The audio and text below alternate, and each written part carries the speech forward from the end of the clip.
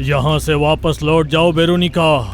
तुम्हें क्या लगता है कि तुम मुझे मार कर इस सारे जंगल पर कब्जा जमा लोगी?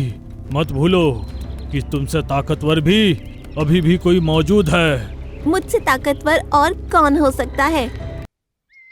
एक जंगल में चींटियों का बहुत बड़ा झुंड रहा करता था।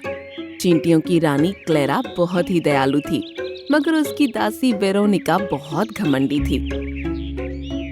एक दिन क्लेरा अपने झुंड के साथ जंगल के दूसरे छोर पर जा रही थी कि तभी उसके कानों में भेड़ियों के कदमों की आवाजें टकराई। जल्दी से सब यहाँ से हट जाओ। मगर वेरोनिका नहीं हटी। ये क्या बदतमीजी है वेरोनिका, वहाँ से तुरंत हट जाओ, नहीं तो भेड़िए तुम्हें अपने पैरों से कुचल कर यहाँ से निकल जाएंगे। तुम बेवजह मारी जाओगी। आखिर हर बार हमें अपना रास्ता क्यों बदलना पड़ता है? तुम अच्छी तरह से जानती हो वेरोनिका कि हम सभी प्राणियों से सबसे ज्यादा छोटे प्राणी हैं। नहीं महारानी, मैं यहाँ से नहीं हटूंगी। ये मेरा आदेश है वेरोनिका, यहाँ से तुरंत हट जाओ, नहीं तो बेवजह मारी जाओगी। क्लेरा की बात सुनकर वेरोनिका गुस्से से वहाँ से हट गई। घर वापस आकर क्लेरा क्रोधित होती हुई वेरोनिका से बोली, तुम्हें अपनी जान की कोई परवाह है कि नहीं? मेरी समझ में नहीं आता कि हम ही सबसे छोटे प्राणी क्यों हैं? क्या हम सभी प्राणियों की तरह आकार में बड़े नहीं हो सकते? मैं तुम्हें समझा समझा कर तंग आ गई हूँ वेरोनिका, कि दिन में सपने देखना छोड़ दो। ऐसा नहीं हो सकता। क्यों नहीं हो सकता? मैंने सुना है कि इस दुनिया में सब कुछ संभव हो सकता है। देखना महारानी, एक दिन मेरा आकार भी बाकी प्राणियों की तरह बड़ा होगा। उस दिन मैं जंगल के सारे जानवरों को मजा चखा दूंगी। वेरोनिका की बात सुनकर वहाँ मौजूद सभी चींटियाँ उसका मजाक उड़ाने लगीं। जितना मेरे ऊपर हंसना है ना हंस लो, पर देखना जिस दिन मेरा आकार बड़ा हो जाएगा उस दिन असली रानी मैं ही बनूंगी। इतना बोलकर वेरोनिका जंगल में घूमने निकल गई। हाथी दादा जो अपनी मस्ती में चले आ रहे थे, उनके पैर रखने से पहले ही वेरोनिका बड़ी फुर्ती से वहाँ से हट गई। अगर तुम्हें ईश्वर ने इतना बड़ा बनाया है तो इसका मतलब ये नहीं कि तुम मुंह उठाकर कहीं भी अपना पैर रख दो। चींटी की आवाज सुनकर हाथी दादा इधर उधर देखने लगे। हाथी दादा अपने आप से बोले, कौन बोल रहा है ये? मुझे तो कोई दिखाई नहीं दे रहा। अपनी आंखें फाड़कर जरा नीचे की तरफ देखो, मैं तुम्हें दिखाई दे जाऊंगी। हाथी दादा ने जब नीचे की तरफ देखा तो उन्होंने देखा कि एक छोटी सी चींटी बहुत ही क्रोध भरी नजरों से उन्हें देख रही थी। माफ करना छोटी चींटी, मैं तुम्हें देख नहीं पाया। हाँ सही है, अगर मैं तुम्हें नहीं देख पाती तो अब तक मैं भगवान को प्यारी हो गई होती। गलती तुम्हारी है, तुम्हें इस जगह से नहीं निकलना चाहिए। क्यों, क्या हम जंगल के प्राणी नहीं हैं? हाँ, तुम भी जंगल की प्राणी हो, लेकिन तुम्हें सोचना चाहिए कि तुम आकार में बहुत ही ज्यादा छोटी हो। अपने बड़े आकार पर इतना घमंड नहीं करना चाहिए हाथी दादा। आपने वो कहावत तो सुनी होगी, चींटी अगर कान पर चढ़ जाए तो बड़े बड़े हाथी को मजा चखा देती है। इतना कहकर चींटी बड़ी फुर्ती से रेंगती हुई हाथी दादा के कान के ऊपर चढ़ गई और उसने कान के हिस्से में काट लिया। इसीलिए ईश्वर ने तुम्हें इतना छोटा बनाया है। मैं तुम्हारी शिकायत जंगल के महाराज से जरूर करूंगा। हाथी दादा क्रोधित होते हुए सीधे जंगल के राजा शेर के पास पहुंच गए और उन्हें क्रोध से सारी घटना बताने लगे।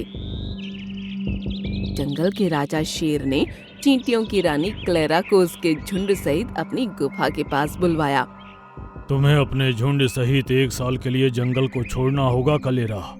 जाओ, अभी इसी वक्त इस जंगल को छोड़ दो।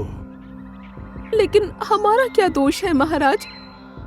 तुम्हारे झुंड की एक चींटी ने हाथी दादा को परेशान किया है। कोई और होता तो मैं उसे इससे ज्यादा दंड देता, लेकिन तुम चींटियों को मैं क्या दंड दूं? कसूर तुम्हारा है, क्योंकि अगर कोई चींटी जानबूझकर गलती करती है तो कसूरवार तुम ही ठहराई जाओगी क्लेरा। क्लेरा खामोशी से जंगल को छोड़ने की तैयारी कर रही थी कि तभी एक काला धुआं चींटियों के झुंड के पास मंडराने लगा। और देखते ही देखते वो धुआं एक बहुत बड़ी चींटी के आकार में परिवर्तित हो गया। मैं हूँ चींटियों की बड़ी रानी, मतलब जादुई महारानी। आप तो आकार में बहुत बड़ी हो जादुई महारानी। हाँ, मैं आकार में बड़ी हूँ और मैं इस तरह का आकार तुम सबका भी कर सकती हूँ, लेकिन उसके बदले मेरी एक शर्त है। कैसी शर्त? तुम्हें चींटियों के अपमान का बदला लेना होगा और बड़ा आकार लेने के बाद जंगल के सभी जानवरों का खून बहाना होगा। नहीं, हमें तुम्हारी कोई शर्त मंजूर नहीं। वेरोनिका, मुझे कुछ गड़बड़ लग रही है। मैंने इस तरह की बड़ी चींटी के बारे में अपने जीवन में कभी नहीं सुना और न ही कभी देखा। तुम इसकी बातों में मत आओ वेरोनिका। अगर तुम चाहो तो मैं तुम्हें चींटियों की रानी बना सकती हूँ। बोलो, क्या तुम्हें स्वीकार है? हाँ, मुझे स्वीकार है। तभी एक तेज धमाका हुआ। वेरोनिका और वहाँ मौजूद सभी चींटियों का आकार बेहद लंबा और चौड़ा हो गया, सिवाय क्लेरा के। तुम इसी लायक थी क्लेरा, अब रहो अकेली। वेरोनिका बड़ी हो चुकी चींटियों से बोली, चलो मेरे साथ। इस जंगल में जानवरों ने हमें बहुत परेशान किया है। अब समय आया है उन्हें सबक सिखाने का।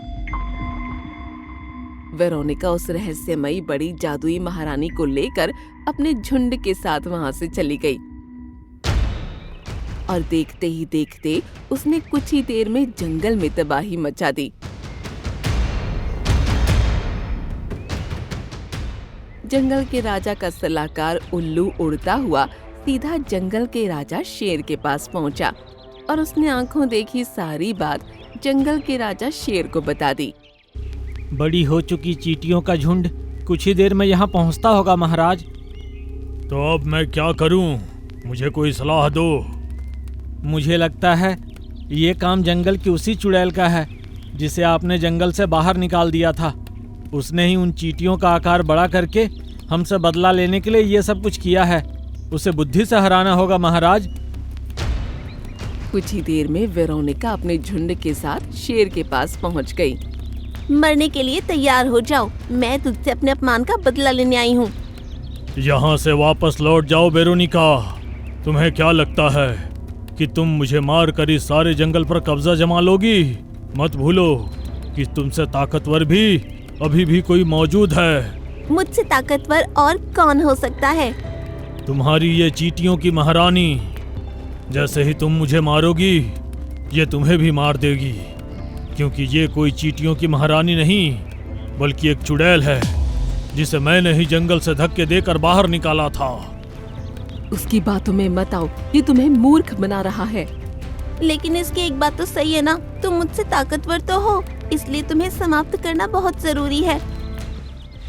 देखते ही देखते उन दोनों ने आपस में लड़कर एक दूसरे को मार डाला। उन दोनों के मरते ही सभी चींटियां आकार में बेहद छोटी हो गईं। देखा महाराज, बुद्धि में कितनी शक्ति होती है। इसीलिए तो मैंने तुम्हें अपने राज्य का सलाहकार चुना था। तुमने बिल्कुल सही कहा। अगर मैं इनका मुकाबला अपने बल से करता तो शायद मैं मारा जाता। वो सब तो ठीक है महाराज, लेकिन अब इन चींटियों का क्या किया जाए? मत भूलिए ये भी तो बराबर की दोषी हैं। अगर ये उस चुड़ैल की बात स्वीकार करके लालच में ना आती तो नौबत यहाँ तक नहीं आती। तभी वहाँ पर क्लेरा रेंगती हुई आ पहुंची। इनकी तरफ से मैं आपसे माफी मांगती हूँ महाराज। इनका कोई दोष नहीं, सारा दोष वेरोनिका का था जो कि मारी गई। उसे उसके किए की सजा मिल गई है महाराज, इन्हें छोड़ दीजिए। क्लेरा शायद सही कह रही है महाराज, इन सबको छोड़ दीजिए। वैसे भी ईश्वर जो करता है भले के लिए ही करता है। अब देखिए ना, उस चुड़ैल का अंत कितनी आसानी से हो गया। तुम बिल्कुल सही कह रहे हो। जाओ, मैंने तुम्हारे झुंड को माफ कर दिया। क्लेरा खुशी खुशी वहाँ से चली गई। देखो, अब मैं अकेला होकर कैसे इसको उठाता हूँ। टिड्डे ने टमाटर को उठाना चाहा, लेकिन टमाटर बहुत भारी था। अरे ये तो काफी भारी है। इन दोनों को अब मैं कैसे तुम लोगों के घर तक पहुंचाऊंगा? ये नवंबर का महीना था। एक टिड्डा जमीन पर बैठा हुआ घास खा रहा था। वाह, क्या जिंदगी है। रोजाना ताजी घास खाना और पूरा दिन मौज मस्ती में निकाल देना। उसने काफी देर तक घास खाई और फिर बची हुई घास को फेंक दिया। तभी एक कबूतर उससे आकर बोला, अरे अरे, ये क्या कर रहे हो तुम? जितनी घास खानी थी उतनी ही तोड़ते ना। अब ये टूटी हुई घास रात तक अपने आप सूख जाएगी। अरे घास अपने आप उगी है, तुमने उगाई है क्या जो इतना हिसाब किताब कर रहे हो? मैं तो ऐसे ही करता हूँ। ये कहकर टिड्डा आसमान में उड़ चला। बड़ा आया ज्ञान पेलने वाला। वो कुछ देर तक उड़ता रहा और तभी जमीन पर उसको एक टमाटर दिखाई दिया। अरे वाह, टमाटर! वो टमाटर के पास पहुंचा और उसे देखकर खुश होते हुए गाना गाने लगा। आह टमाटर बड़े मजेदार, आह टमाटर बड़े मजेदार, उफ टमाटर बड़े मजेदार। उसने झट से टमाटर के ऊपर बैठकर उसको खाना शुरू कर दिया। आह कितना मस्त स्वाद है इसका, मजा ही आ गया, वाह! खाते खाते उसने आधा टमाटर खत्म कर दिया और तभी 6 चींटियां वहाँ पर पहुँची। अरे ये क्या किया तुमने? तुमने हमारा टमाटर खा लिया। तुम्हारा टमाटर? ये तो यहाँ जमीन पर ऐसा ही पड़ा था। अरे वाह टिड्डे भैया, इस टमाटर को यहाँ हम लोग लेकर आए थे। फिर मेरे पैर में दर्द हो गया तो हमसे ये उठ नहीं पाया, इसलिए मैं अपने 2 और साथियों को बुलाने गई थी। अब यहाँ आए तो इतने में तुमने इसे खा डाला।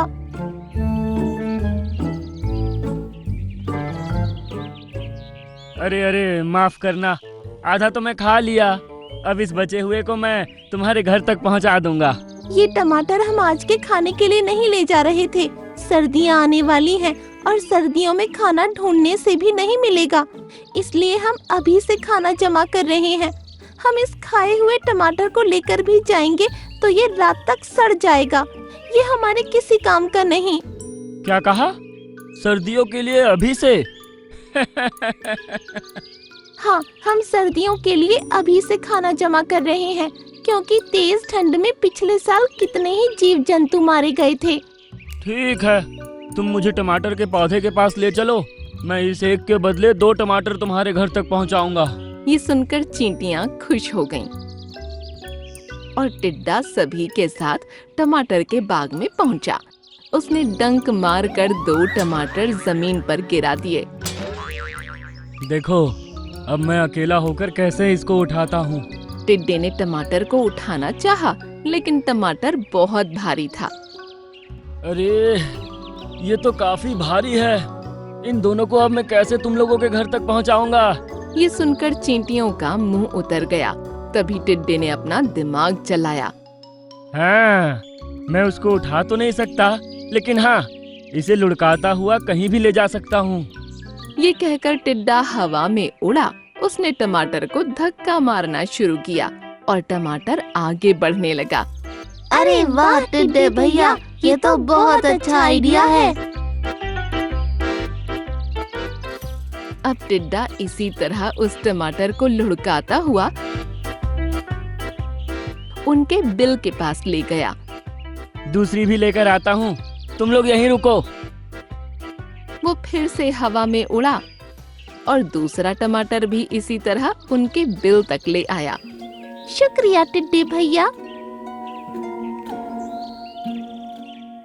इस पर चींटी रानी बोली, टिड्डे भैया, तुम्हारे लिए तो ये काम बहुत आसान है।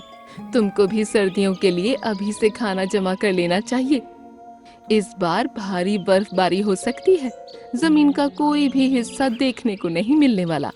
तब तुमको बहुत परेशानी होगी। अरे वो तुम लोग अपने काम में लगे रहो, मैं तो उड़कर कहीं भी जा सकता हूँ, यहाँ नहीं तो किसी और जगह से। मैं तो अपने खाने का इंतजाम कर ही लूंगा। ये कहकर टिड्डा वहाँ से उड़ गया।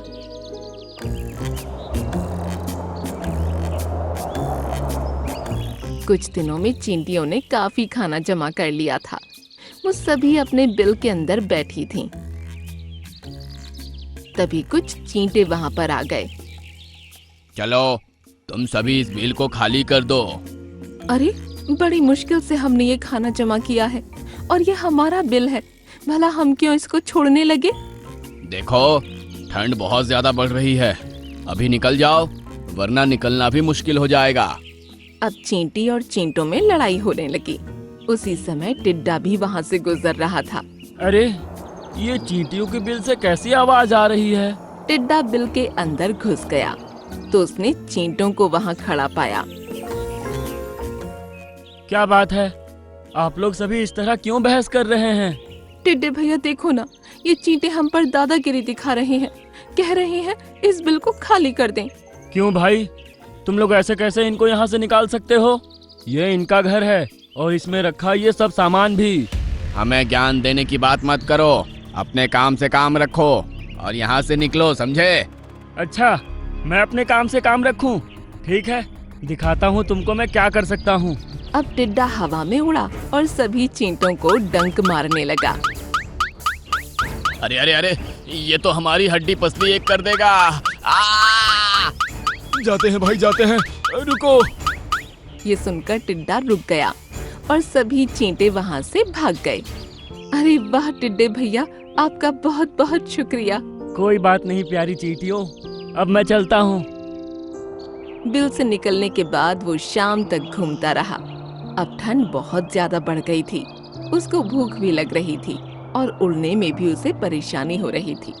अरे जमीन पर तो बर्फ ही बिछी हुई है, घास का एक भी पत्ता नहीं दिख रहा। अब मैं क्या खाऊंगा? वो आगे बढ़ना चाहता था लेकिन ठंड के कारण उसके पंख भी अकड़ गए और सर्द हवा का झोंका उसको पीछे की तरफ उड़ा ले गया। हवा के साथ साथ वो चींटियों के बिल के अंदर जा गिरा और उसे देखकर चींटियां हैरान रह गईं। अरे ये तो टिड्डे भैया हैं, इनकी ये हालत किसने की? लगता है ठंड की वजह से इनका शरीर अकड़ गया है। हमें जल्दी कुछ करना होगा। हमने जो लकड़ियां इकट्ठा की थी, तुम उनमें से कुछ लाकर इनके सामने आग जला दो। तब तक मैं अपने खाने में से कुछ हरी पत्तियां देखती हूँ। अब कुछ चींटियों ने टिड्डे के सामने लकड़ियां रखकर आग लगा दी। ये कहकर चींटी रानी उस कोने में गई जहाँ पर उन्होंने खाने का सामान इकट्ठा किया था। वहाँ से उन्होंने एक अमरूद में लगी हरी पत्ती उठाई और वापस टिड्डे के पास पहुँची। चींटियों ने तब तक टिड्डे के सामने आग जला दी थी और अब उसकी आंखें खुल चुकी थीं। इस आग के सामने बहुत राहत मिल रही है, तुम लोगों का बहुत बहुत शुक्रिया। इसमें शुक्रिया की क्या बात है टिड्डे भैया, आपने ही हमें उन चींटों से बचाया था। अगर आप वैसा नहीं करते तो हम भी आपकी तरह ठंड में अकड़कर भटकते फिरते। लेकिन तुम लोगों की बातें मानकर अगर मैं खाना इकट्ठा कर लेता तो अभी तक भूखा नहीं होता। आपको भूखा रहने की कोई जरूरत नहीं है, ये लीजिए एक हरी पत्ती। अरे वाह, ये तो अमरूद की पत्ती है ना, ये तो मुझे बहुत पसंद है। ये कहकर टिड्डा हरी पत्ती खाने लगा। आग के सामने बैठकर उसकी सर्दी दूर हुई और पत्ती खाकर उसकी भूख शांत हो गई और वो एकदम अच्छा हो गया। अगले साल से मैं भी तुम लोगों की तरह अपना खाना इकट्ठा करूंगा और तुम लोगों के साथ इसी बिल के अंदर सर्दियों का मौसम गुजार दूंगा। ये सुनकर चींटियां खुश हुईं और फिर सभी आग के सामने बैठकर बातें करने लगे।